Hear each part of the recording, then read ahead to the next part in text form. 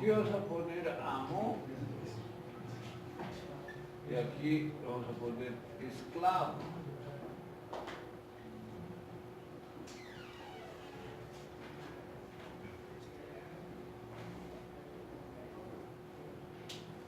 Aquí vamos a poner la circunstancia histórica, histórico-político, la circunstancia histórica-política, histórico-política.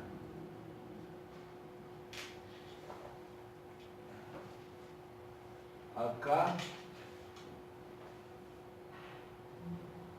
vamos a poner la naturaleza.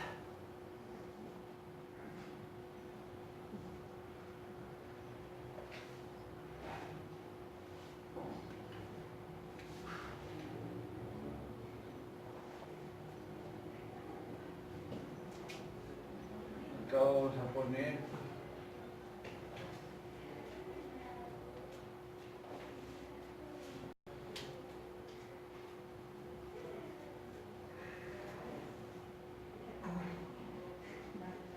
la relación.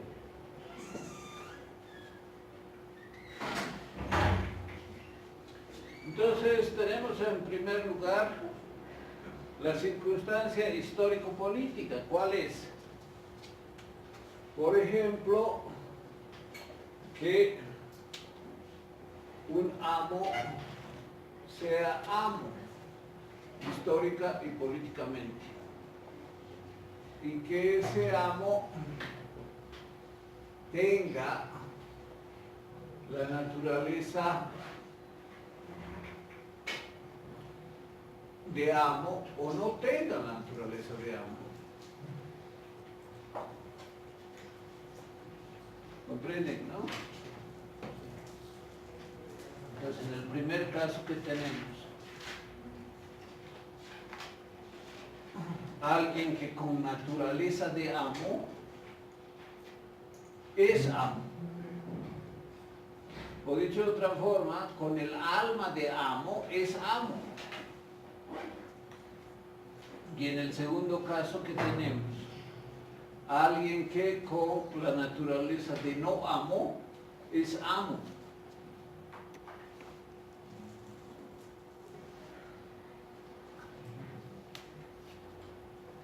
Y la otra situación es que el esclavo sea esclavo con naturaleza de esclavo y sin naturaleza de esclavo.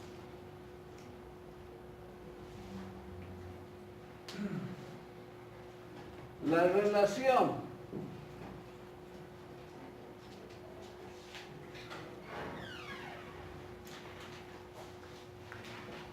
a esta la vamos a llamar 1 y a esta la vamos a llamar 2. Esta evidentemente es la 1 y esta es la 2. Aunque podemos ver todas las alternativas, ¿no? Esto de la relación podemos hacer un cuadro más exhaustivo. Antes de pasar a la relación, vamos a ver estas 4 circunstancias. Vamos a borrar por el momento esto, no le vamos a poner nombre, pero es importante que ustedes se percaten de la diferencia. A ver, Platón estaba viajando de Siracusa a Atenas y es su barco invadido por piratas, someten a la tripulación, a los pasajeros, y termina siendo vendido como esclavo. Ese tiempo que ha sido esclavo, ha sido su esclavo. Ha sido histórica, circunstancial, políticamente esclavo.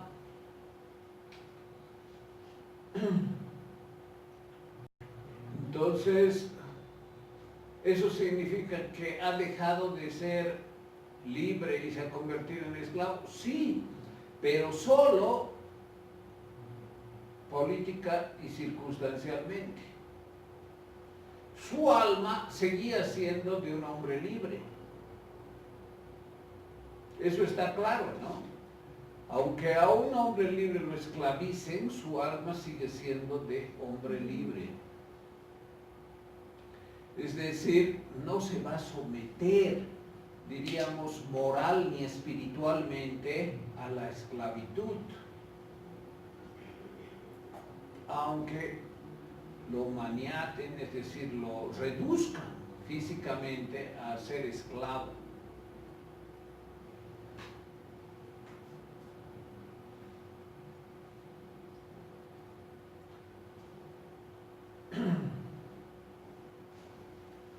Hay otra circunstancia también en la que alguien puede ser amo sin tener el alma de amo. Inclusive puede llegar a ser rey con muchos esclavos sin tener el alma de amo. Entonces, ven las dos situaciones, ¿no?, de contraste, en que históricamente puede darse un desajuste con la propia alma. ¿Qué es el alma? Es la naturaleza del sujeto. Su naturaleza es alma de esclavo o alma de hombre libre. Ahora, ¿qué significa tener alma de esclavo? ¿Qué significa tener alma de hombre libre? Para eso vamos a hacer otro cuadro más sencillo.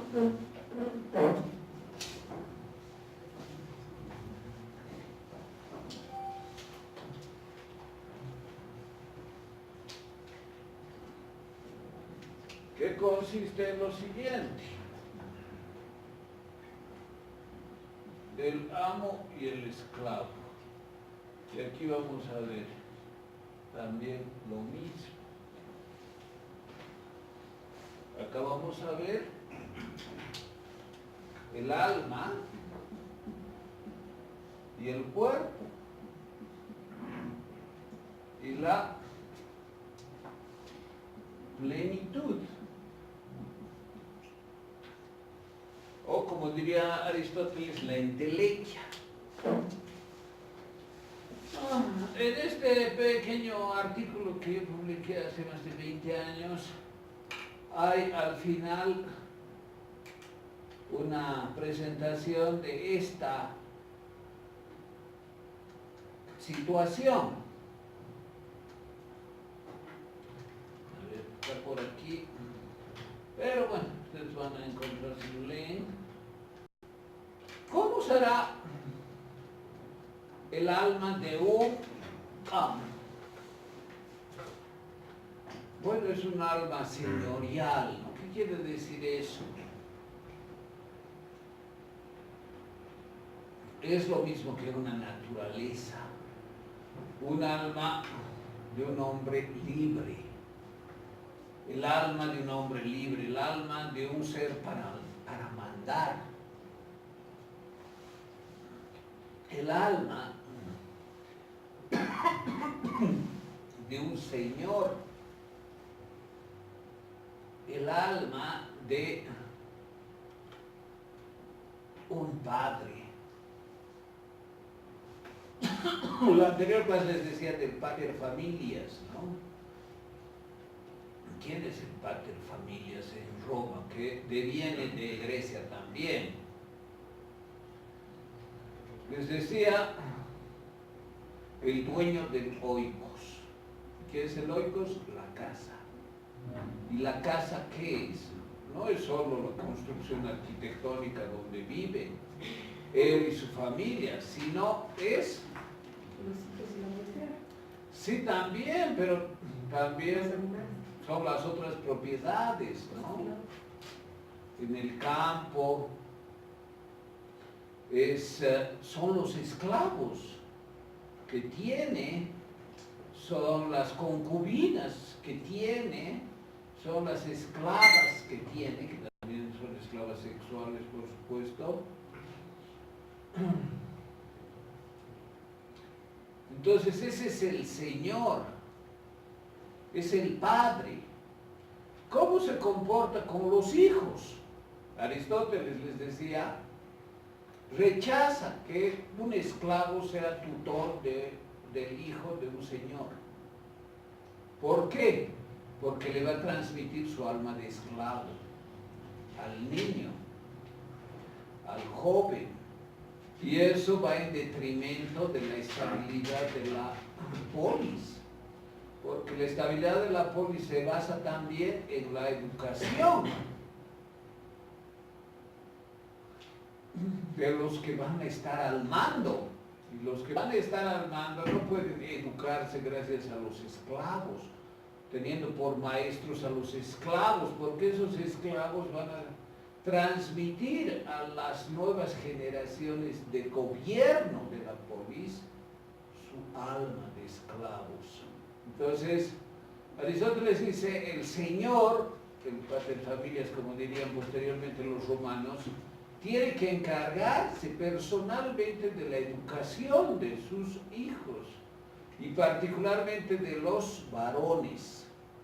Tiene que instruirles, formarles y motivarles a desarrollar un alma de amor. Pero esa es una dimensión de la vida y de la formación que imparte el padre. Hay otras funciones más en la casa.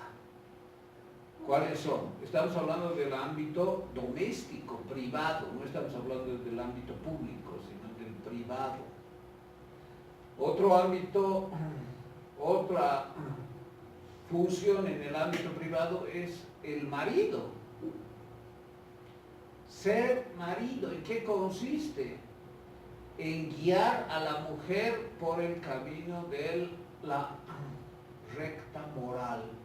Y esa recta moral es el justo medio en su teoría ética. En la ética de Aristóteles, el bien está radicado en el justo medio. Entonces, la mujer para Aristóteles no tiene la capacidad intelectual de descubrir el justo medio y usualmente no tiene la voluntad de realizarlo.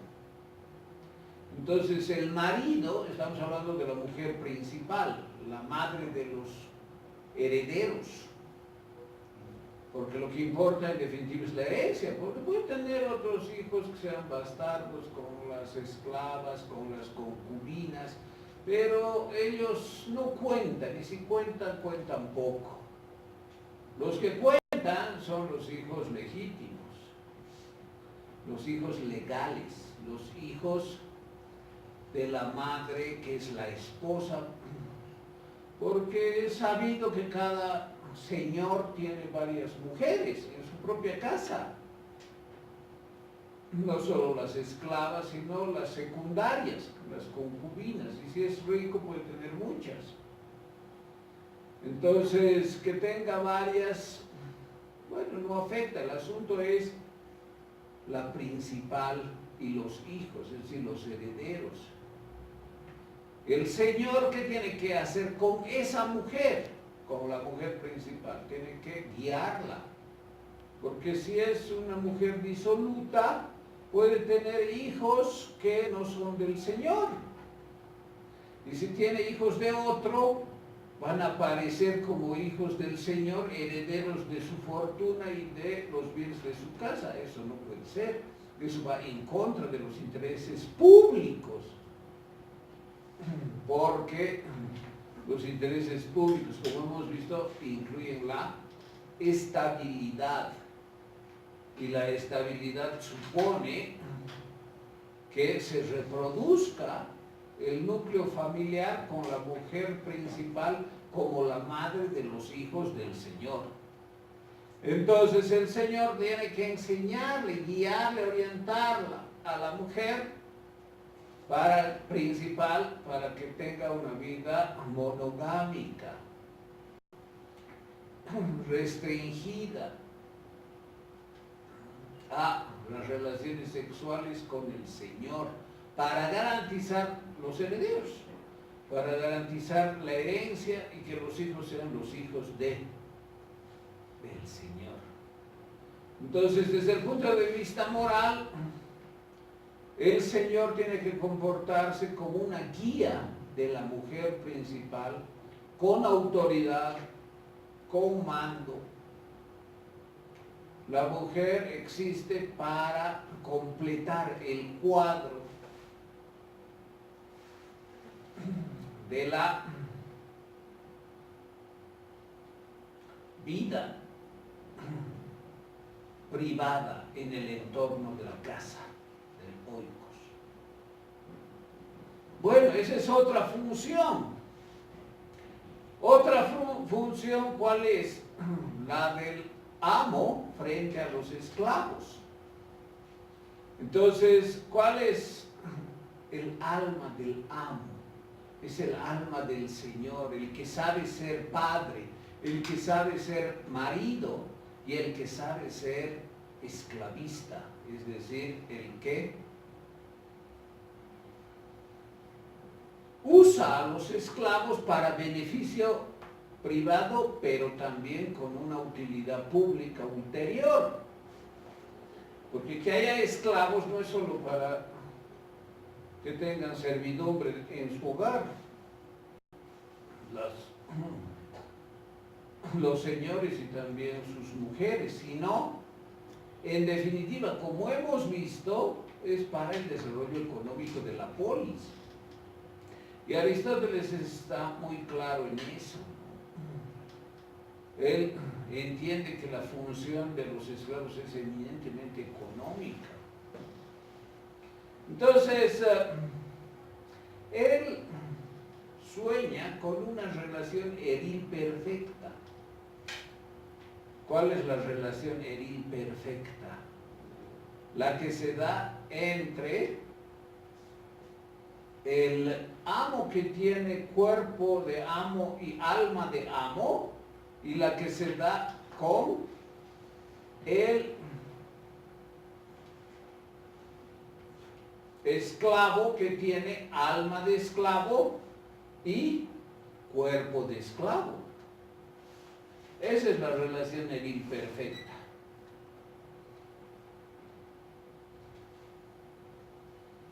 ¿Cómo es el cuerpo del amo?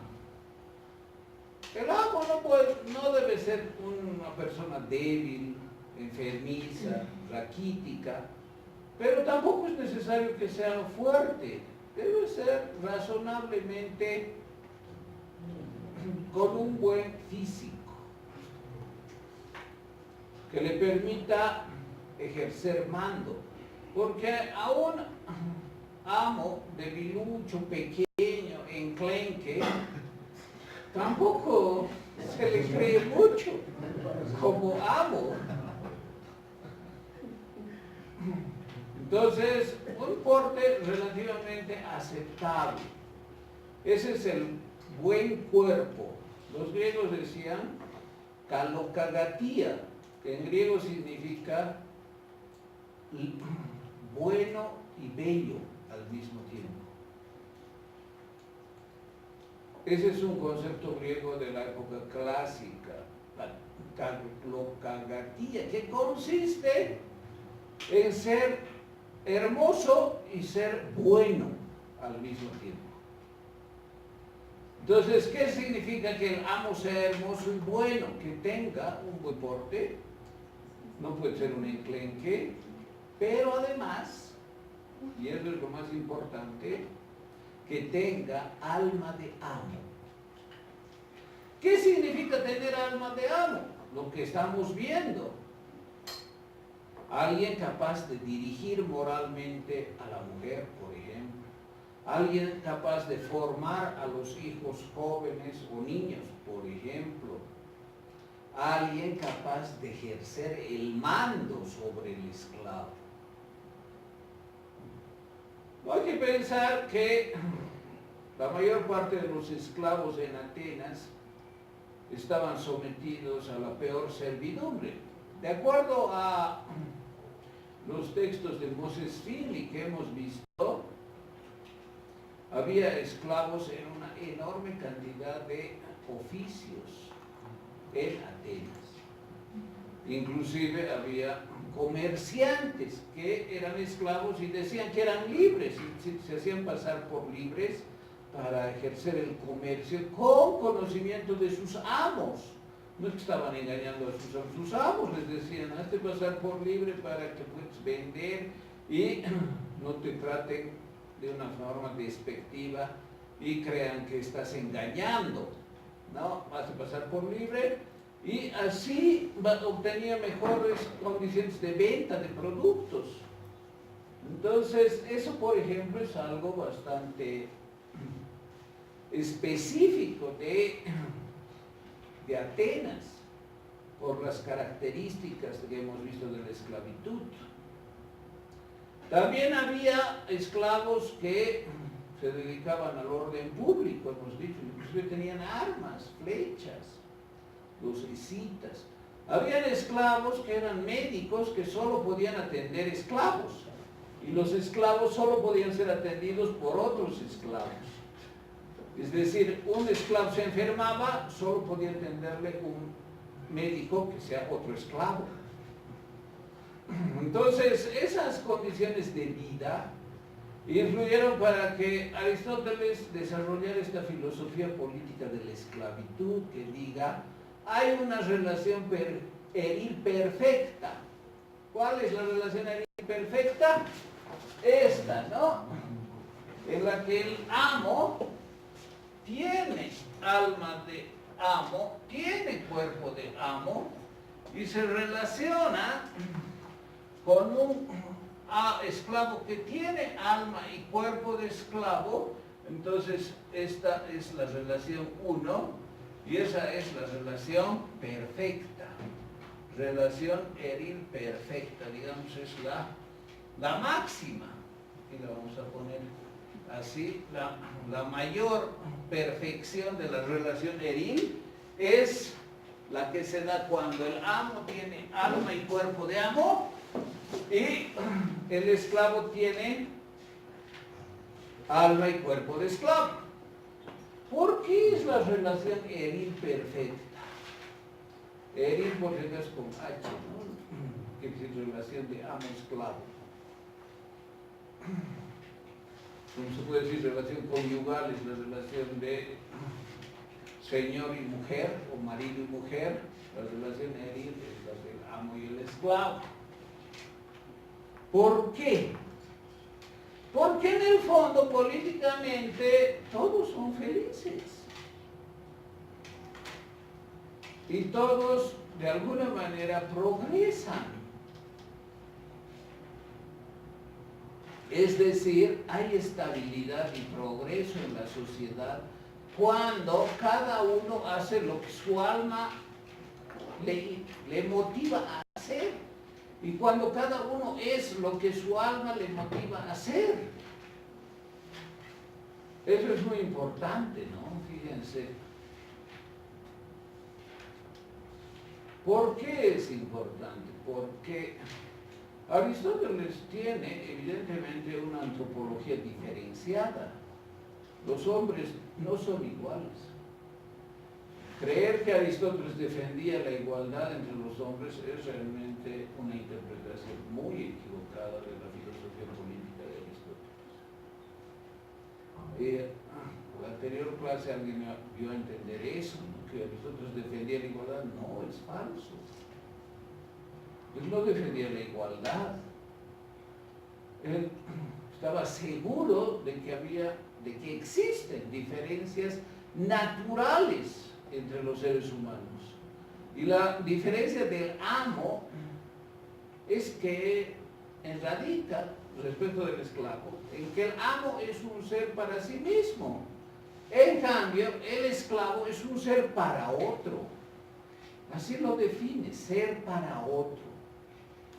¿Y qué quiere decir ser para otro? Servir a otro. Y ese servicio al otro lo realiza a este sujeto de alma de esclavo. Es decir, su perfección, su entelequia, hemos visto lo que es la entelequia, ¿no? La causa final, según la teoría de las causas de Aristóteles, que también hemos visto, del esclavo es servir, ser para otro, hacer que el otro tenga la posibilidad de ocio.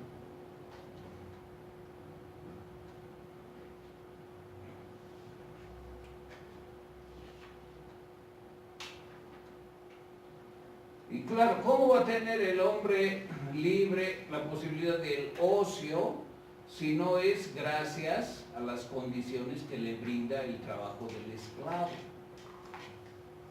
Aquí está.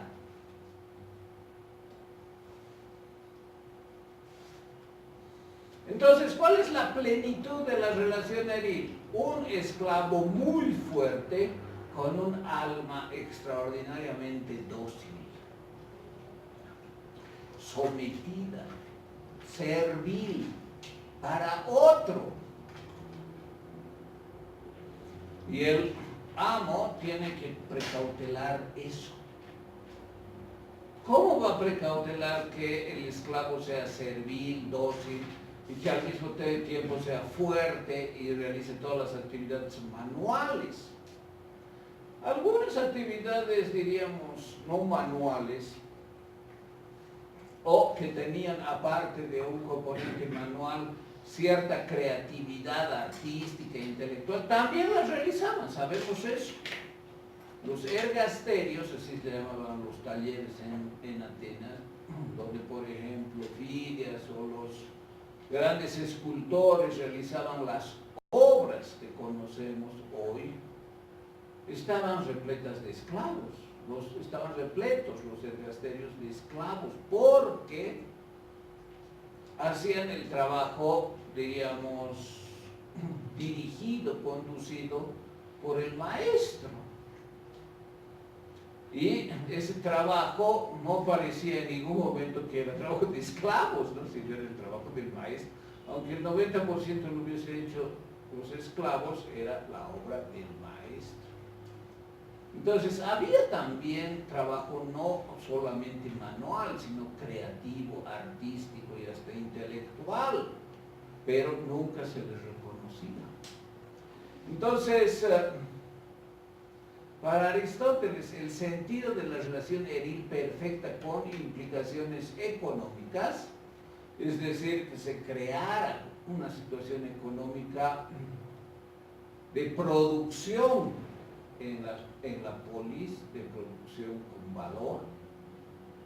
valor agregado, dependía de que los esclavos tengan alma de esclavos y que tengan cuerpo perfecto, pues maravilloso.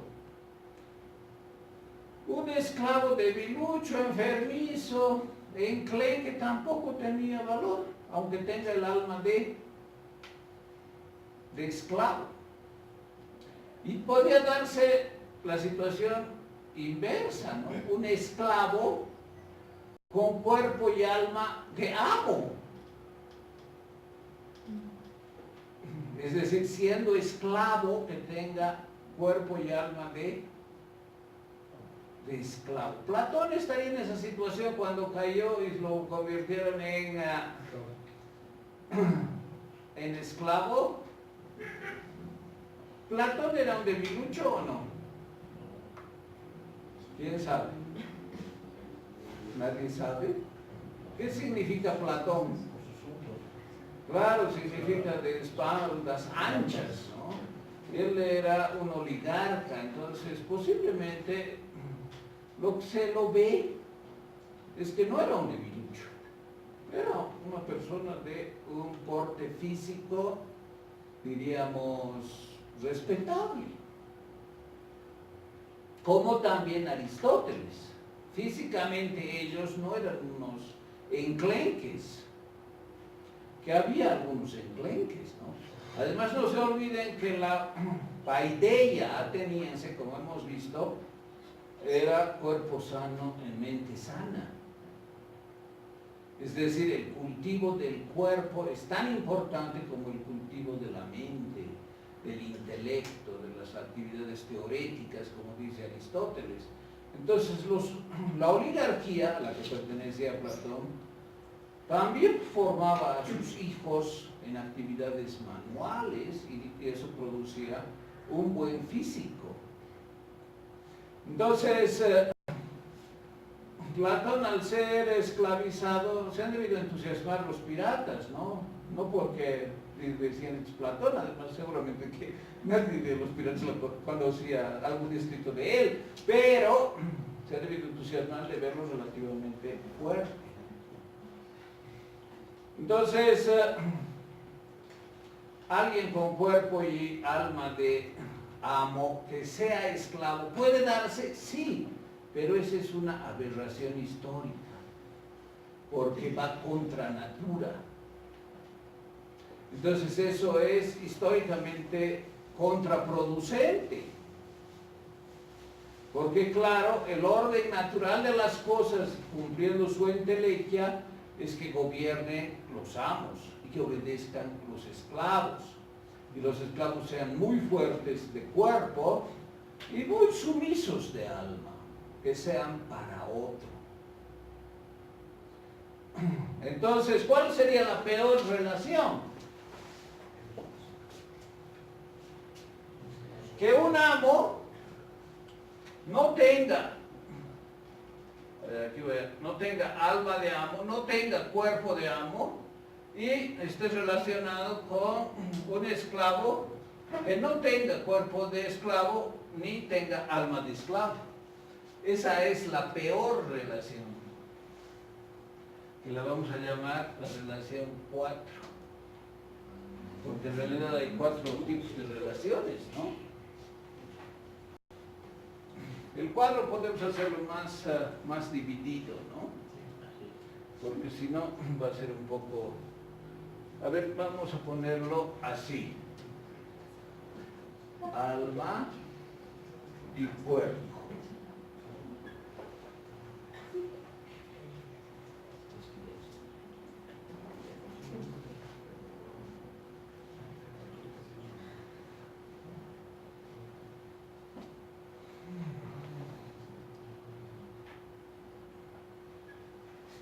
Amo, esclavo.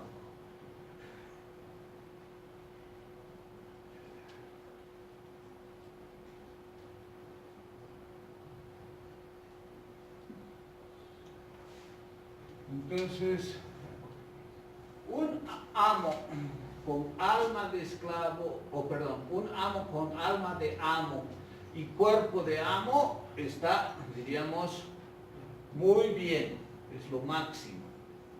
Y si eso se combina con un esclavo que tiene alma de esclavo y cuerpo de esclavo, esa es la relación eril perfecta, la mejor, la máxima, la que permite estabilidad en la polis y beneficio económico. ¿Cuál es la peor? En que el amo no tenga alma de amo ni tenga cuerpo de amo y se relacione con un esclavo que no tiene alma de esclavo ni cuerpo de esclavo. Esa es la peor relación. Pero en medio hay otras dos que simplemente surgen así. Sí alma, no cuerpo. Y sí cuerpo, no alma. Y aquí lo mismo, ¿no? Simplemente por distribución. Entonces, un amo que tenga alma de amo, pero cuerpo no de amo. ¿Cómo sería el cuerpo no de amo? O sea, muy fuerte, muy curtido en las labores manuales y con alma, suena un poco raro, ¿no? Ese más que amo tendría que ser tal vez un líder militar, ¿no? Más que amo, pero bueno, digamos, no es tan malo, no es lo perfecto, pero está bien, ponemos un bien, no muy, está bien, pero no mucho. ¿Y cómo sería un amo que tenga alma de, no tenga alma de amo y tenga cuerpo de amo? Es decir, relativamente aceptable, pero con un alma sumisa, un amo sumiso, incapaz de mandar, incapaz de imponer al otro. Está mal también, ¿no? Entonces esto tiene menos valor, pero esto es lo peor. Entonces digamos, esto es lo máximo, esto viene en segundo lugar, en tercer y en cuarto lugar. Ahora, estas cuatro posibilidades en realidad se pueden relacionar esta con las cuatro, esta con las cuatro y esta con las cuatro y así. Pero hay una perfecta, como hay la peor, y la perfecta es esta con esta. Esa es la relación imperfecta. Un momentito, aquí también tenemos lo mismo. El esclavo que tiene alma de esclavo, sumiso, ser para otro, pero tiene un cuerpo, digamos, debilucho. No, pues no va a ser buen esclavo, no va a poder hacer bien las cosas, porque aunque sea sometido, no va a tener un buen desempeño, pero que sea sometido por lo menos no va a querer liberarse. Entonces, esto no es lo máximo, pero no está tan mal. Puede dedicarse a otras labores que no sean las manuales. Y un esclavo que no tenga alma de esclavo y tenga cuerpo de esclavo, fuerte, poderoso y rebelde. No, este tampoco está bien, ¿no? Este posiblemente sea el peor, porque claro, es el revoltoso, es el gladiador de los romanos, ¿no? Del esclavo gladiador. Entonces, esta es la relación imperfecta y, entre otras, esta es una muy mala relación eril, en que el amo no tiene ni alma ni cuerpo de amo y el esclavo no tiene ni alma ni cuerpo de esclavo. ¿Sí qué decís? Doctor, y en este sobre justo medio que decía, ¿justo medio sería la perfección de ambos o es otro parámetro? El justo medio es una opción moral. Es decir, la ética de Aristóteles establece que la mejor opción moral no es la que hierra por exceso ni la que hierra por defecto. Por ejemplo, ¿hay que ser avaro moralmente? No, pero tampoco hay que ser pródigo. Hay que ser mesurado. ¿Qué quiere decir eso? Ni pródigo ni avaro. ¿Quién es el pródigo? El botarate, diríamos, ¿no? El que no se mide, gasta, el que vive para el momento y no prevé el futuro, el que se deleita con los placeres del instante y no es capaz de restringirse, no tiene austeridad, no tiene mesura, es desproporcionado, excesivo en el gasto, en el placer, en la exuberancia. Y en lo contrario, entonces este es el exceso, y lo contrario es el defecto. ¿Quién representa por defecto esa opción moral? El avaro, ¿no? El que se restringe en todo, que no quiere gastar nada, que quiere acumular. La crematística, ya sabemos que para Aristóteles es sumamente, no solo deleznable moralmente, sino políticamente perniciosa. La crematística hace daño a la polis, porque no produce, sino especula. Y claro, el especulador, el usurero, es una forma de avaricia, es decir, de no gastar nada, de restringir una moral que retractiva. En cambio, la otra es una moral que defectiva, es decir, que expele. Entonces, ¿cuál de las dos es la buena vida? ¿Cuál es la arete griega para nosotros? Ninguna, es el medio. que no es ni avaricia ni prodigalidad.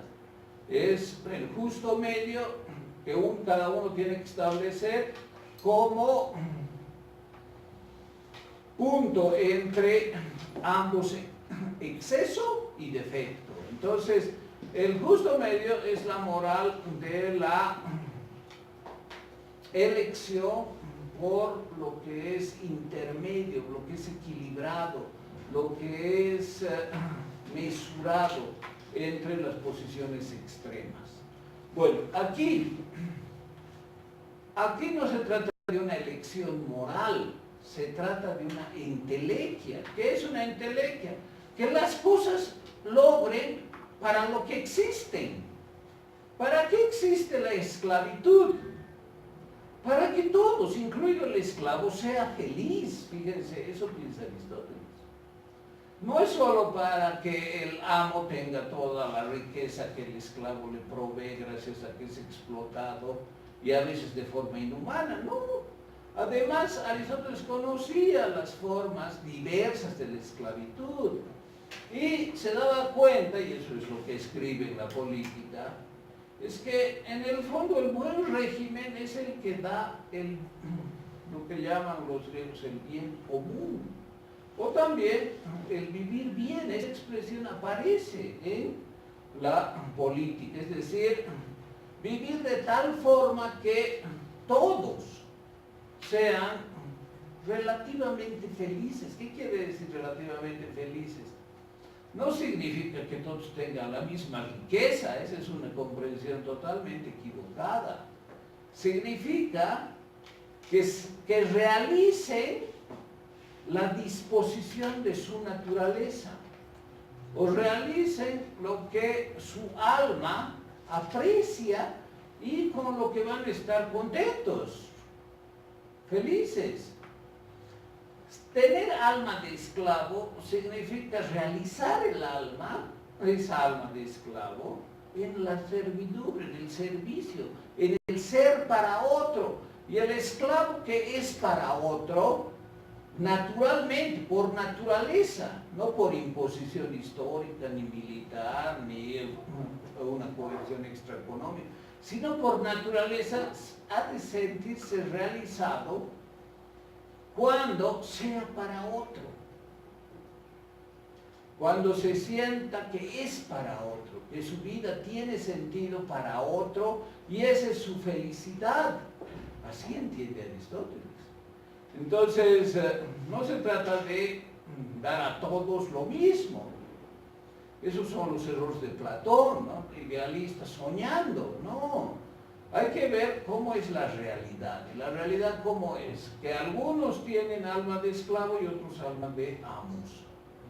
Hay otros que, claro, no tienen ni históricamente ni naturalmente una tendencia clara, y eso a veces da lugar a que su situación histórica influya sobre su psique. Estamos hablando de la psique, esta palabra griega que se traduce como alma.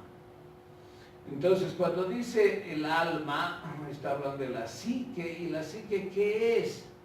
Diríamos, es lo que hoy se entiende por psique, la subjetividad, las emociones, los valores, los sentimientos, los proyectos, también parte de la forma de ser de las personas, es decir, de alguna forma también la personalidad, no solamente la subjetividad en cuanto a lo referido, sino otros aspectos también. Entonces, el esclavo que es esclavo por naturaleza y que tiene alma de esclavo, ¿qué quiere decir por naturaleza? Quiere decir que ha nacido así y se ha formado así. Es decir, la educación forma evidentemente, y por eso es tan peligroso poner a un hijo, al hijo de un amo, para que sea educado por un esclavo. Por eso es tan grave. Porque ese hijo no va a ser, no va a tener, no va a cultivar, no va a formar una moral de amo, sino al contrario de esclavo. Entonces fíjense que para él la relación era imperfecta, no es cuestión de justo medio. es un tema de la entelequia. ¿Y qué es la entelequia? La finalidad que justifica por qué existe y para qué existe algo. La causa final, como hemos visto, ¿se acuerdan de lo que es la teoría de las cuatro causas, ¿no? Entonces, la causa final para Aristóteles en términos de la polis, es decir, en términos de la política y de la esclavitud, es que la esclavitud sirva para beneficio de todos, para el bien común, que le permita también al esclavo realizarse, ser feliz.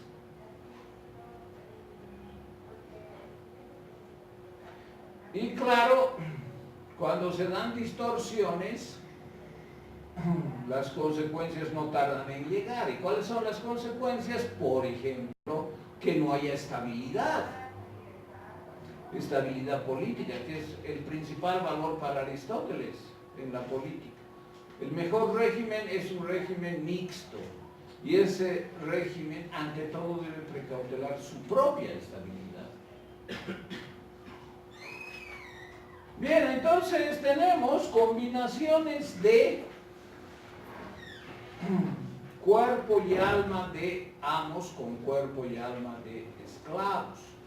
Como he dicho, las combinaciones pueden ser muchas, ¿no? Si analizamos las cuatro posibilidades de cuerpo y alma de amo y cuerpo y alma de esclavo, y vemos lo que se puede dar, en realidad se pueden dar,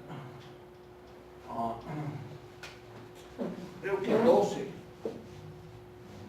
Esta con esta, 1, 2, 3, 4, 5, 6, 7, 8.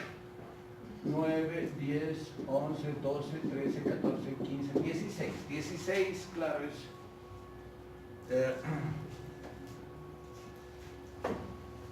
son 16 las posibilidades, pero eso como digamos un análisis de probabilidad de cómo se puede dar la relación eril. Una relación eril perfecta, la relación eril perfecta es amo con cuerpo y alma de amo y esclavo con cuerpo y alma de esclavo. ¿Y eso qué significa? Con capacidad de mando y con comprensión de sí mismo como un ser para otro, un ser para servir. Esa es la relación eril perfecta, que además da lugar a la producción del esclavo.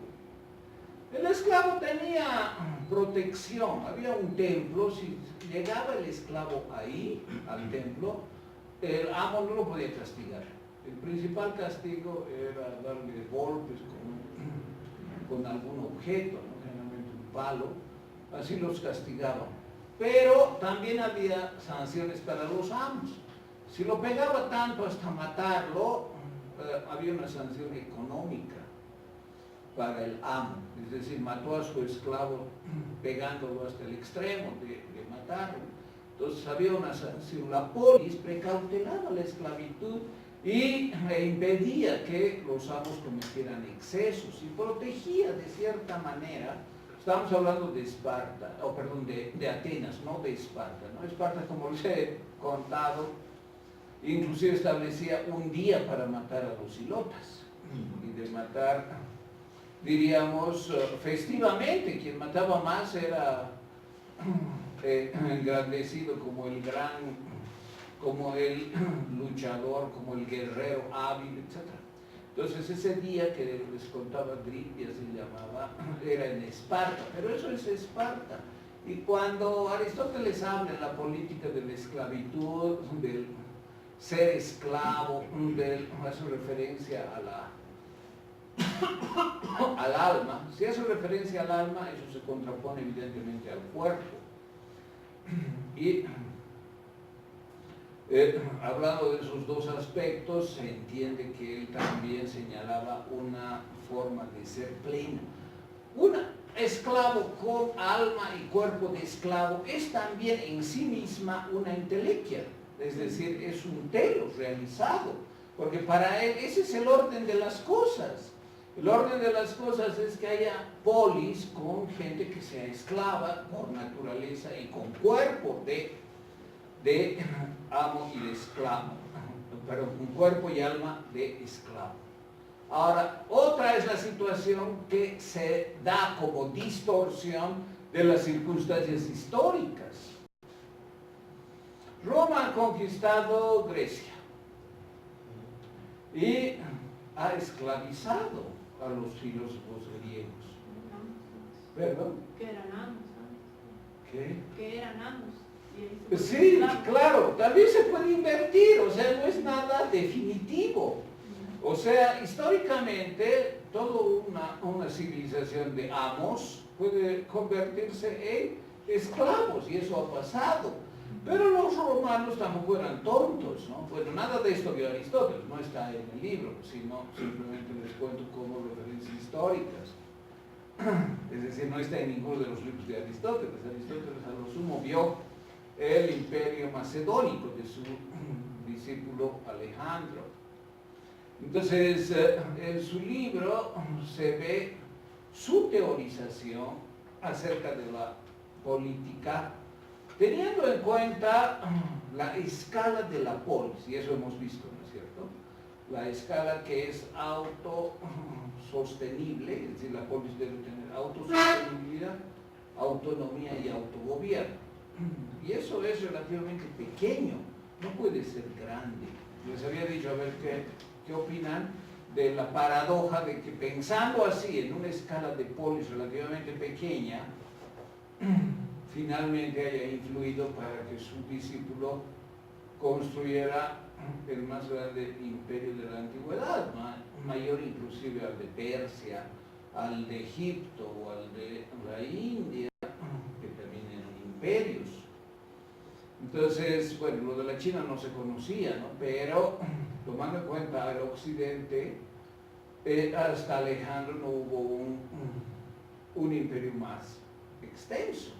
Entonces, ¿cómo era posible eso? Eso vamos a hablar después, pero de lo que estamos hablando ahora es de cómo Aristóteles, pensando en una escala de ciudad-estado, influyó de esa manera para que Alejandro hiciera lo que hizo. Pero además, cuando habla de la esclavitud, está hablando de la esclavitud en esa polis. No está hablando de la esclavitud en Esparta, no está hablando de la esclavitud en China, que seguramente tenía algún conocimiento, ¿no?, de lo que ya se había dado siglos antes en China, como esclavitud, o como la esclavitud egipcia. La esclavitud en Atenas era muy diferente, muy peculiar, porque además el mundo ateniense era políticamente peculiar, único, era el mundo democrático, de la democracia directa. Entonces fíjense cómo la relación perfecta para él realiza la intelequia, es decir, el sentido de las cosas, porque todo debe realizar su sentido adquiriendo la perfección, es decir, la plenitud de ser así, y constituyendo parte de una totalidad ordenada y una totalidad estable. Esos son los principios de la concepción del mundo de Aristóteles. Y claro, si se dan otras circunstancias, lo que se dio después, por ejemplo, con Roma, que sometió a todos los amos y filósofos griegos, esto es un desajuste en lo que en teoría debería ser el orden natural de las cosas, es decir, el orden para lo que todo está destinado a ser. En ese sentido, sin embargo, les decía, los romanos no fueron tontos, ¿no? Porque usualmente a los hombres, cuando una civilización sometía a otra, un pueblo o una cultura los mataba. Y esclavizaban a sus mujeres y a sus hijos. O sea, los niños para ser esclavos hasta que crecieran, por supuesto, y las mujeres para ser esclavas no solamente domésticas, sino sexuales, etc. Pero los romanos no destruyeron a los filósofos ni a los esclavistas griegos, sino que los convirtieron en esclavos, pero para aprender de ellos. Por eso se dice que Roma heredó la cultura griega, ¿no? Porque los romanos fueron capaces de someter a lo mejor de los intelectuales, pensadores, los creadores de cultura griega y convertirlos en sus esclavos. Y así también desarrollaron sus propias expresiones culturales con cambios de nombre, etcétera, pero que expresan el contenido griego. Pero bueno, eso está un poco al margen de Aristóteles. Aristóteles, ¿qué pensaba? Que en una escala relativamente moderada, no el gran imperio, sino la polis, la ciudad-estado, se podía lograr sus propósitos. ¿Cuáles eran sus propósitos? Autogobierno, autonomía, autosostenibilidad económica. Esos son los principios. Económicamente autosuficiente, que produzca lo que necesita su población, que no dependa del comercio, porque el comercio lleva a la usura. Segundo, que sea autónoma, que se rija por sus propias leyes y que aplique su sistema de acuerdo a lo que sus ciudadanos vean. Por conveniente. Ahora, ¿cuál es el mejor régimen? La esclavitud es siempre la base, eso está fuera de toda discusión, la base económica de la polis. Pero ya hemos tratado lo suficiente de la polis. Y hemos visto que pueden darse distorsiones históricas. Es decir, que alguien con alma, con cuerpo de amo, se lo esclavice. Bueno, esa es una distorsión histórica, un desajuste que no va a llevar a ninguna entelequia. ¿Cómo sería que gobiernen los esclavos? No tiene sentido.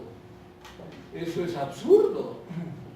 ¿Y podría darse? Sí, se ha dado. Inclusive hay un caso, Hermia se llama, un esclavo que llegó a ser rey y que llamó a Platón para que lo orientara, que fuera su asesor. Y Platón con mucho entusiasmo fue, y nada de lo que creía Platón pudo realizar. Lo que está escrito en la República de Platón, de alguna manera quiso realizar precisamente con este rey, ¿no? En Siracusa, y fue un completo fracaso. Entonces, eso muestra también que la política es mucho más compleja que simplemente las ideas utópicas.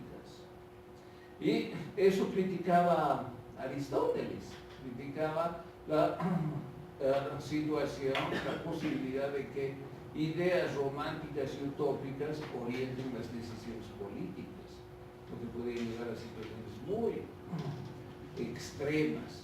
Pero bueno, esas cosas se dan en la política, que gobierne alguien que no tiene ninguna capacitación, que no tiene nada de alma de señor, de alma de mando. Y no es solo tener el carácter, es también tener conocimiento. El señor debe tener carácter, personalidad y conocimiento. Porque si tiene mucho carácter para ser un tirano, eso nomás es un tirano. Y no estamos hablando de una tiranía, estamos hablando de un buen gobierno. Entonces, ¿cuál es el mejor gobierno? El que mezcla, el que combina, el que distribuye las tres formas regulares, que son la monarquía, la aristocracia y la democracia. Entonces, aquí surge la pregunta, ¿y cómo se explica Alejandro? Siguiendo las enseñanzas de Aristóteles, el gran emperador macedónico. ¿Qué han pensado al respecto? Rodrigo, ¿te vas a ir? Quisiera que firmes antes, por favor.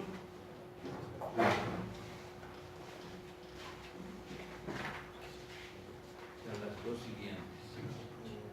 Sí, sí, sí. Aquí.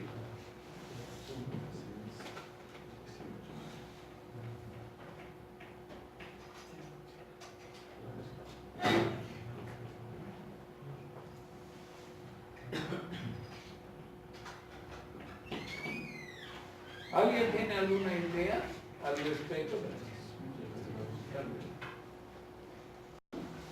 de cómo fue posible que Alejandro llegara a desplegar un poder tal como del Imperio Macedónico, si es que su maestro lo educó en la concepción del justo medio? Porque claro, Aristóteles ha tenido que enseñarle la moral del justo medio, no el exceso. Y Alejandro se caracterizaba por su vida extraordinariamente excesiva en todo sentido. Entonces, ¿qué significa eso? Que los filósofos poco pueden hacer por la política, que el poder embriaga a tal punto de olvidarse las enseñanzas que uno haya podido recibir. Porque claro, imagínense a Alejandro como alumno, ni siquiera como discípulo, no como seguidor, sino como alumno, alguien que recibía de un tutor las enseñanzas del conocimiento y la moral. Y la moral que ha enseñado Aristóteles siempre, obviamente hasta su propio hijo, que es Nicómaco, por eso la ética Nicómaco, es la moral del justo medio, de la mesura, de la virtud. Y eso tiene influencia política, es decir, si los ciudadanos cultivamos la virtud y somos, claro, no somos los esclavos, nuestra polis va a florecer. Pero, ¿cómo se explica Alejandro siendo discípulo de Aristóteles? ¿Qué idea tiene? ¿Alguien ha pensado sobre esa pregunta que les formulé en la anterior clase?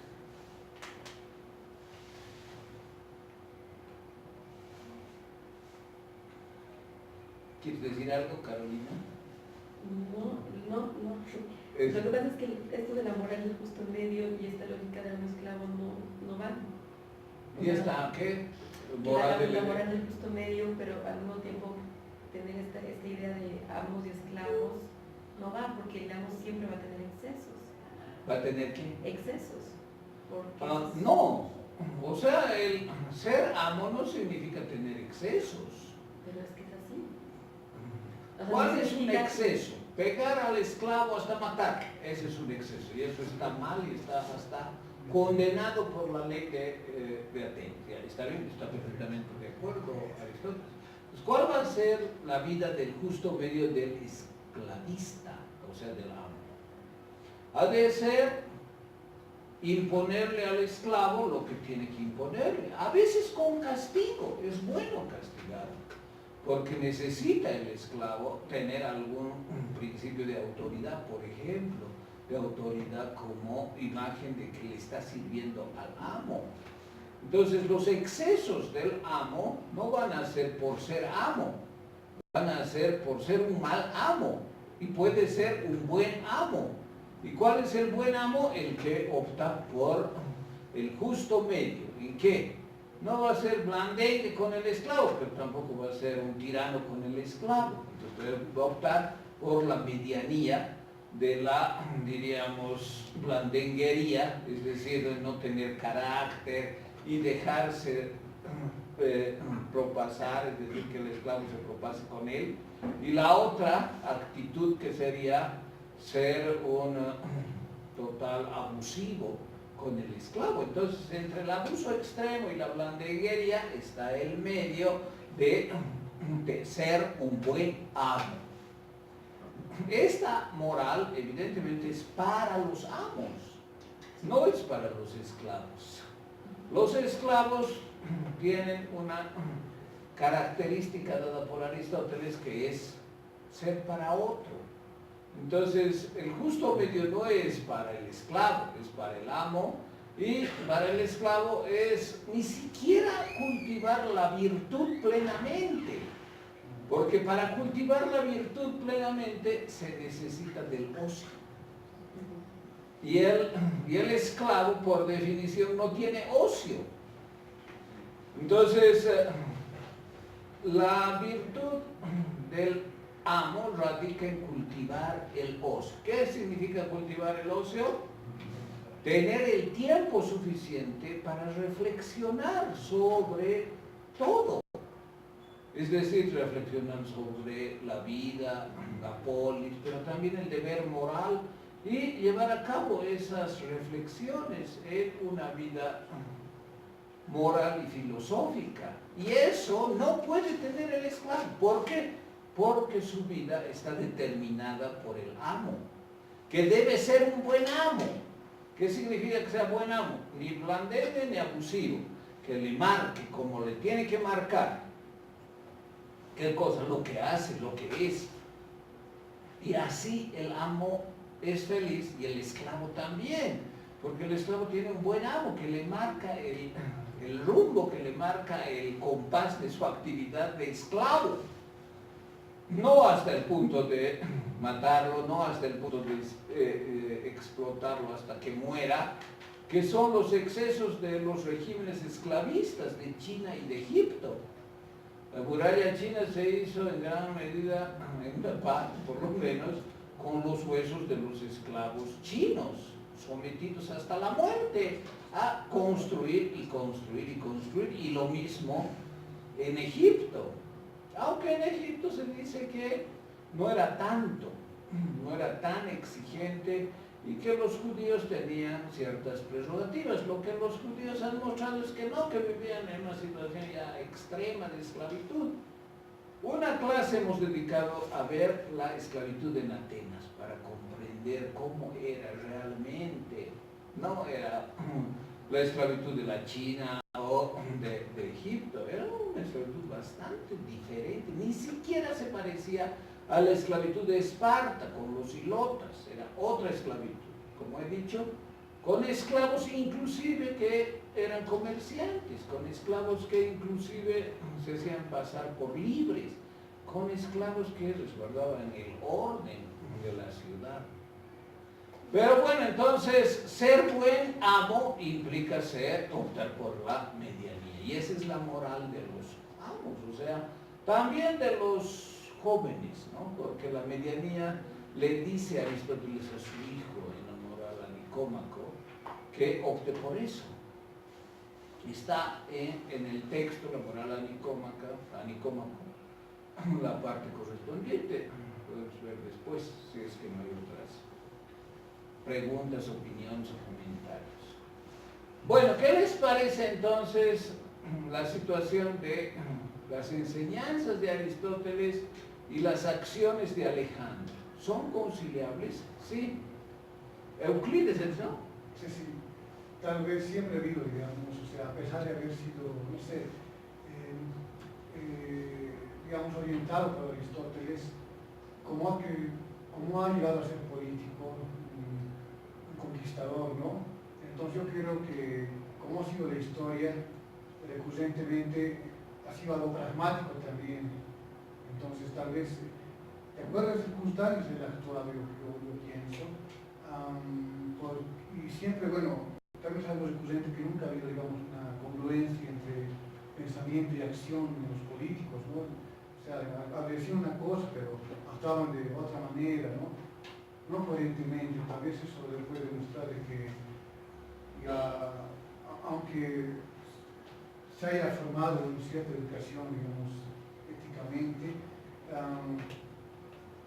a la manera de conquistar otros lugares, tal vez ahí ha sido diferente, ¿no? El accionar, es decir, ahí siempre hay que tomar en cuenta, no sé, esas incongruencias que hay. Los políticos siempre han sido, esa historia recurrente de los políticos, siempre han actuado de una manera diferente a la que han pensado tal vez algunos, o se han mostrado de otra manera. Entonces, yo creo que, bueno, especulando solamente, ¿no? Yo no tengo ninguna referencia histórica concreta para tener un juicio más digamos, más acertado, lo que yo que pienso, de acuerdo a lo que estamos viendo. Se podría decir que Aristóteles fue un mal maestro de Alejandro, que tal vez fue un excelente maestro de Alejandro y por eso logró lo que logró, o que fue un maestro anodino, y en general podríamos decir que los maestros filósofos o los que difunden mensajes morales no tienen ningún impacto sobre quienes detentan cierto poder. Esas son las alternativas, ¿no?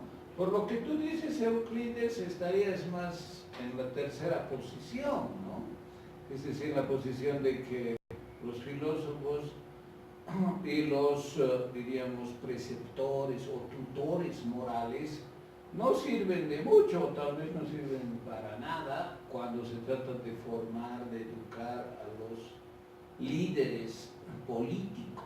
O dicho de otra forma, la vida y el mundo político está al margen del mundo moral. Esa es tu posición por lo que entiendo, lo que me parece bien, pero claro, es un poco pesimista, ¿no? De decir, nosotros como filósofos en nada podemos influir sobre los políticos, porque ellos tienen sus propios valores, sus propias prioridades, su propio pragmatismo. Y por mucho que les digamos no hagan esto, esto está bien, esto está mal, opten por la medianía o lo que sea, por eso no tiene impacto. ¿Están de acuerdo con esa idea? ¿Qué dicen los demás? Sí. Sí, ¿estás de acuerdo? Sí. A ver, ¿por qué? ¿Cómo así? Porque hasta ahora la sociedad sí, ¿no? O sea, el mundo está dividido en dos, por más de que nos hagan creer que no. Y hay amos y esclavos y hay muchos filósofos que han dicho seamos más buenos o no sé, pero no pasa nada. Yo creo que más bien los amos agarran filósofos para justificar su práctica. Y bueno, también hay filósofos, yo creo que se acercan más a, o sea, como que a esclarecer esta dualidad, pero no hay nada más, o sea, no hay un cambio, no es solamente mostrar como Marx o demás. ¿Y Aristóteles habrá enseñado algo útil a Alejandro o no? Yo creo que sí. ¿Qué? Lo que pasa es que pienso, y tal vez Alejandro era encantador, digamos, ¿no? Como, es que pienso desde el feminismo y el tema del amor romántico y esto, cómo es que las mujeres llegamos a permitir su sometimiento, ¿no? Y ahí viene el tema del amor romántico, debemos creer de que esa es la situación ideal, es decir, ser para otro, y que eso es lo que queremos, ¿no? Y bueno, tal vez Alejandro era muy encantador y le hace creer a la gente que ellos querían ser para él. Sí. ¿Qué piensan? Bueno, Alejandro, cuando conquistó Persépolis, la capital del imperio persa, tuvo a su disposición, según sus propios deseos, alrededor de 365 vírgenes, ¿no? Una para cada día del año. Claro, era así. No, era un... Esa parte ya no entra en el gusto. ¿Perdón? Esa parte creo que ya no entra en el gusto medio, me parece. No, pues para nada. Pero además tenía ingente riqueza, ¿no? De las civilizaciones conquistadas, de los imperios conquistados de la India. Pero además tenía un talento de táctica militar increíble, una capacidad de responder de forma instantánea a las condiciones militares de la forma más efectiva y una enorme valentía. A él mismo le han herido muchas veces. He estado a punto de morir varias veces y él era en varias ocasiones la punta de lanza. Entonces no era el jefe militar que decía, ya hagan así, así, así. No, él iba, él comandaba, él estaba en la primera fila y era el ejemplo de sus soldados. Además, como varios griegos de la época, aunque Aristóteles lo condenaba, era bisexual. Y tenía varios erómenos, ¿no? No uno, varios. Y varios de sus generales eran sus amantes. Entonces, fíjense, bueno, esa vida de justo medio tiene muy poco, ¿no? De carisma tenía entonces. Bueno, sí, entonces uno se pone a pensar, vean la película que le di a Rodrigo, no sé cómo habrán arreglado, esta película de Alejandro, que se llama Alejandro, es muy buena porque además muestra de manera realista varias cosas, ¿no? Hay que entenderlas, claro, y hay que conocerlas previamente para valorarlas porque a veces pasan desapercibidas, pero diríamos, Alejandro era un mal alumno de Aristóteles o era un excelente alumno, esa es la pregunta. En términos de justo medio, al parecer era un pésimo alumno, pero ese carácter, ese talento, ese atractivo, como dices tú, como mujer, Encantador, ¿no? sí, ese encanto, ¿sería algo al margen de Aristóteles? ¿O sería algo tal vez siguiendo a No, Aristóteles? pues siguiendo a Aristóteles. ¿Qué opinas? Siguiendo, dice Carolina. Algo tal vez, o sea, yo creo que propio de él, porque así se ha formado, digamos, el carácter, no solo con las enseñanzas de Aristóteles. Entonces, pese a Aristóteles, él era encantador. ¿Eso dices? ¿O no? Yo creo que sí, digamos, ves a Aristóteles, pero así se ha formado, digamos, es decir, su segunda naturaleza de ese modo se ha formado, no solamente con la enseñanza aristotélica, sino con su experiencia en las batallas, tal vez, y en su vida también. Entonces, esas, digamos, como se dice, lentos, ¿no? Esa segunda naturaleza se ha formado de esa manera. Y algo que, y eso no hay que olvidar, digamos, que Aristóteles, es decir, algo muy rescatable de él, que también la clase del doctor Macías decíamos, es que Aristóteles propone, digamos, la política como una continuación de la ética, es decir, en Aristóteles no están separadas, ¿no? Como ahora, digamos, no sé, en esos tiempos podemos ya... Sí, está muy bien, es principio, cierto. digamos. Hay una bibliografía que tengo en este artículo que espero que lo lean. Es de David Ross, Aristóteles. Este libro es muy, muy bueno, lo recomiendo. Y hay otro también, está por aquí, Barnes, Jonathan Barnes, Aristóteles. ¿Qué dicen estos autores? Más o menos coinciden y dicen, Aristóteles era un dandy.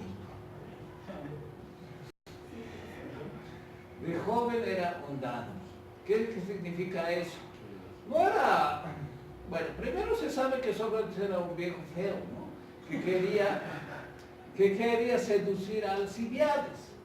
Alcibiades era el capitán más atractivo, joven, hábil, y lo logró. Sócrates logró hacer de Alcibiades su héroe.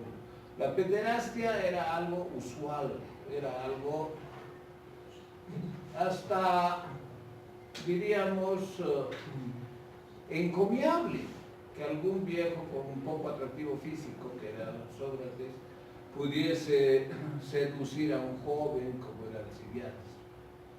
Ahora, en el caso de Aristóteles, primero, Aristóteles condenó la homosexualidad.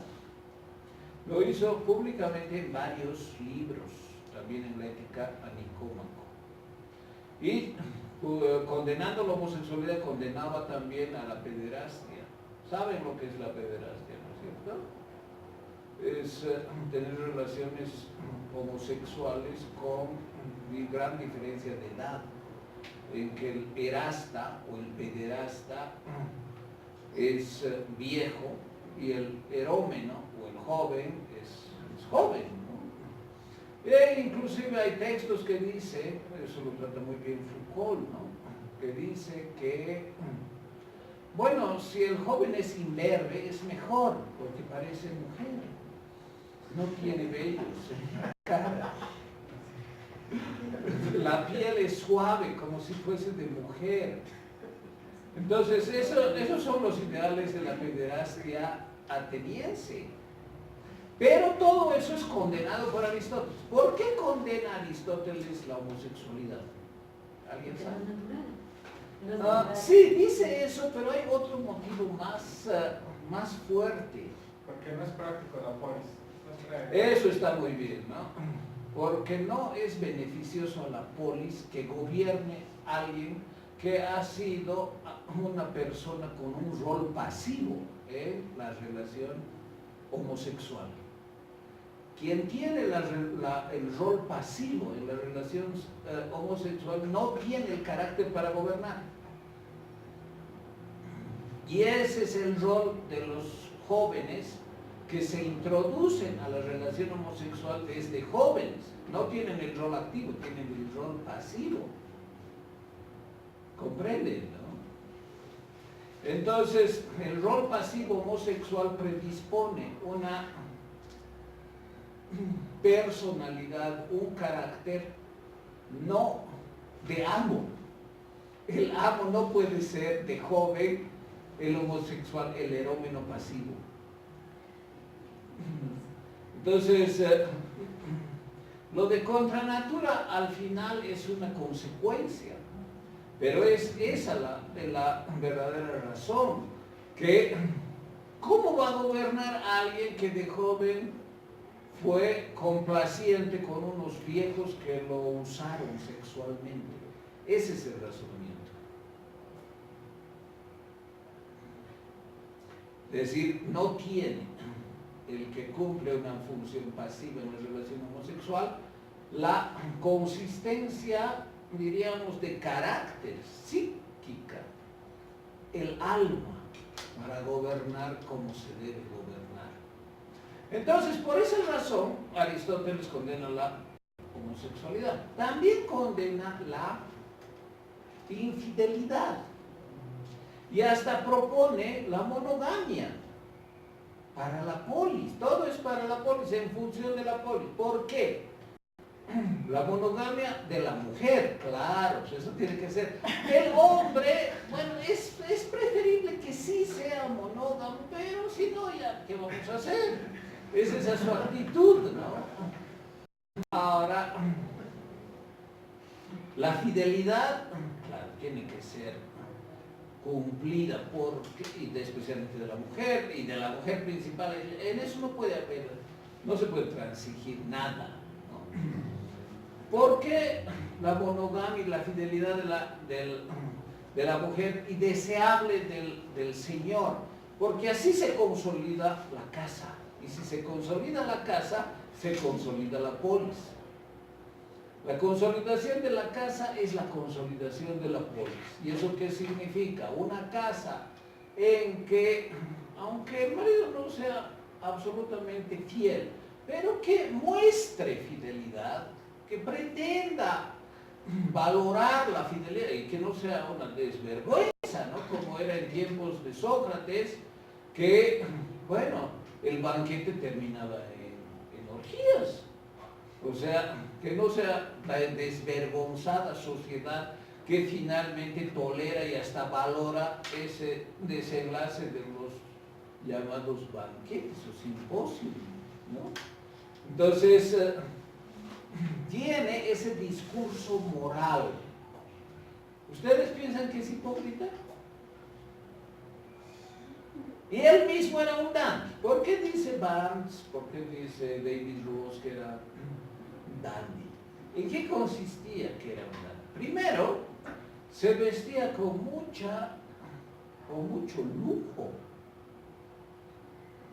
No usaba ropas, diríamos, estándar, ni humildes, ni de precio medio, por decir así, sino de mucho lujo. Y además, usaba anillos en todos los dedos.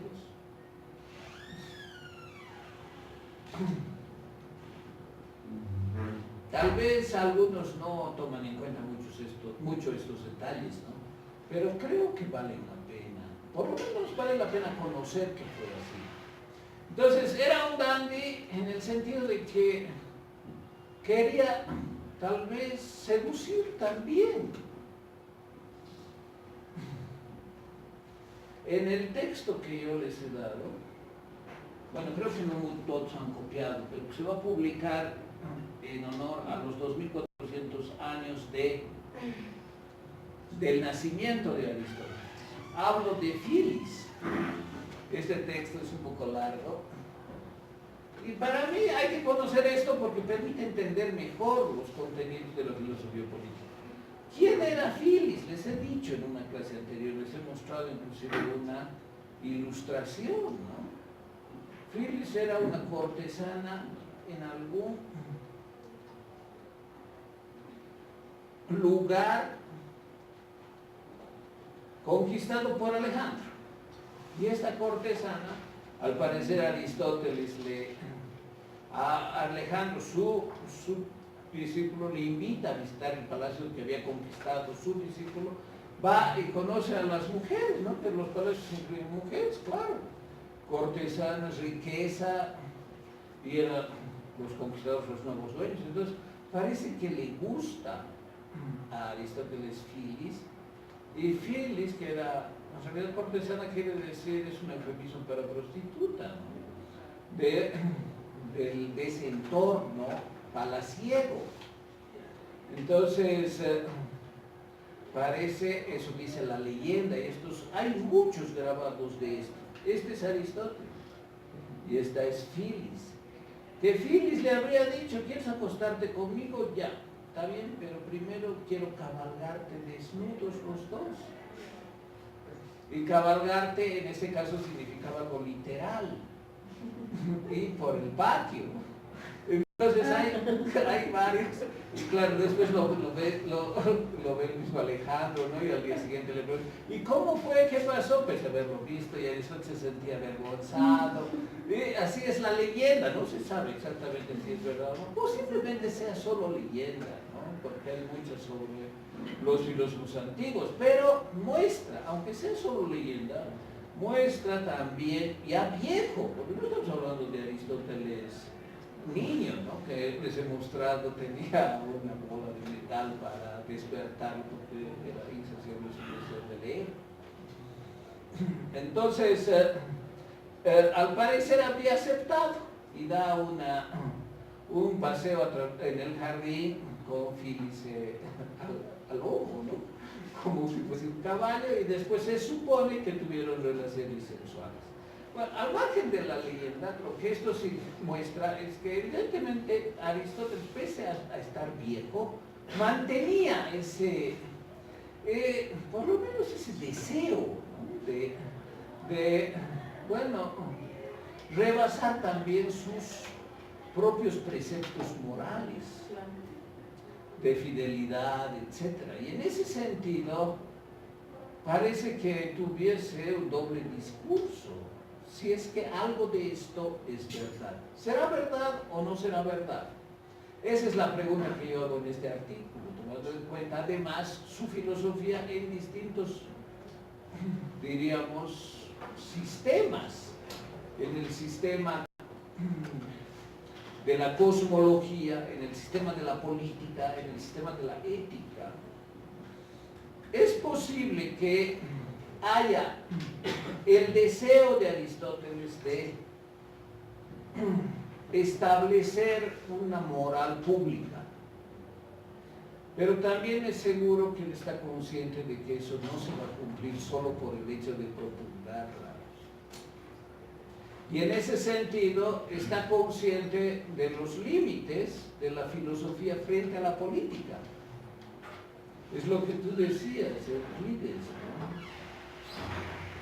Es decir, él seguramente con entusiasmo ha educado, ha formado a Alejandro, pero siempre ha estado consciente que si ese hijo de reyes, como era el príncipe Alejandro, puesto a su formación, a su disposición, a la manera como lo ha moldeado, iba de una u otra manera a prevalecer los valores, los principios y el mundo político sobre cualquier discurso ético. Pero eso no invalida el propio discurso. Entonces el discurso, inclusive de la medianía, se presenta como una orientación pública, sabiendo que las circunstancias pueden llevar a una transgresión. Y las circunstancias pueden ser muy, muy fuertes, ¿no? Como que estando en un palacio frente a una beldad que era Filis, él mismo pueda ceder al chantaje sexual. Bueno, esa es una interpretación, ustedes pueden tener otras. Yo les sugiero que valoren también a la persona en un sentido realista. Un dandy, ¿cómo es? Y pese a la edad y a los años, sigue siendo. Yo pienso que tampoco cambia radicalmente, ¿no? Aunque han habido cambios en la historia de los filósofos, tal vez el más notorio sea el de San Agustín, ¿no? Que supuestamente se convirtió en una santidad radical, de un extremo de inmoralidad también radical. Entonces, en estos temas políticos, y más si la política está relacionada con la ética, es cierto, ¿no? La diferencia de Maquiavelo con todos los filósofos anteriores radica precisamente en eso, en que todos los filósofos anteriores, si han hablado de la política, era en términos morales. Maquiavelo es el que rompe eso y dice, no, hay que hablar de la política como es. Y no es que va a ser recién así como yo digo, ha sido siempre así. Pero plantea también algo que retoma de Aristóteles, por lo que estaba viendo Iván, toma el tema de virtudes, ¿no? Igual plantea normativas o cosas que debería hacerse, que estaría mejor hacer, ¿no? Pero como usted dice, en términos más realistas, ¿no? No en términos de premisas morales o de... Ahora, en el caso de Maquiavelo, ¿qué es la virtud? Es algo totalmente diferente a cómo se entiende normalmente, ¿no? La virtud es algo que cultivan las personas morales o que actúan moralmente. Para él, la virtud es la capacidad de darse cuenta, en el caso del príncipe, de qué debe hacer para aumentar su poder. Y si tiene que matar, mentir, contratar mercenarios, actuar como zorra o león, que son las imágenes de la acción del príncipe, que lo haga bien. ¿Qué significa que lo haga bien? Que sepa hacer lo que deba hacer cuando tenga que hacerlo. Saber hacer las cosas. O sea, que sea inteligente, se dé cuenta y lo haga sin escrúpulos. Ese es el príncipe virtuoso. No es el que dice, no, yo quiero ser virtuoso, entonces yo no puedo mandar a asesinar a la oposición, no puedo contratar mercenarios para que conquisten un pueblo o una aldea a mi nombre. No, no es ese. Entonces, el propio concepto de virtud en Maquiavelo significa algo totalmente diferente a lo que normalmente significa. Ahora, ¿qué significa virtud en Aristóteles? Virtud política, la arete, la famosa arete. Bueno, él habla de virtudes morales y virtudes intelectuales. Y claro, piensa que el esclavo, por ejemplo, ¿va a tener virtudes morales? No. La propia mujer tiene límites en las virtudes morales, sí, porque su naturaleza es ser de una manera inferior. Él cree que hay una naturaleza jerárquica del hombre, del señor, del padre, del amo en la cúspide, y después están finalmente en la base los esclavos. Entonces la naturaleza diferenciada del ser humano hace que no puedan cultivar algunas virtudes. Por ejemplo, si un esclavo declaraba, sea lo que sea que diga, no se le creía. Solo servía para resolver problemas entre esclavos. Pero si un esclavo decía, lo he visto a este amo matar a quien sea, digamos a un animal, que tampoco era fácil hacerlo, es decir, había sanciones, no servía su testimonio. No tenía valor porque era esclavo. Entonces presumía que era incapaz de cultivar la virtud intelectual de la veracidad. El esclavo es muy probable que esté mintiendo, porque no cultiva la virtud moral de la veracidad.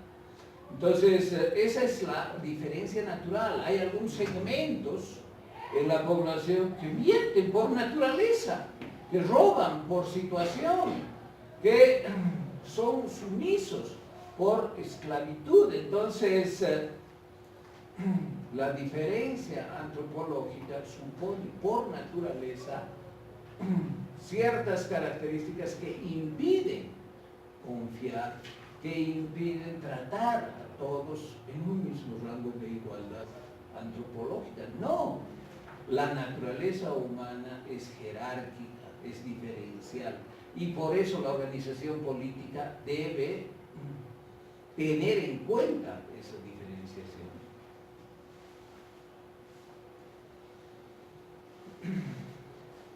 Bien, los que no tienen, porque esto no está en el disco, no puedo grabar solo si tienen un flash, esta vez y la próxima.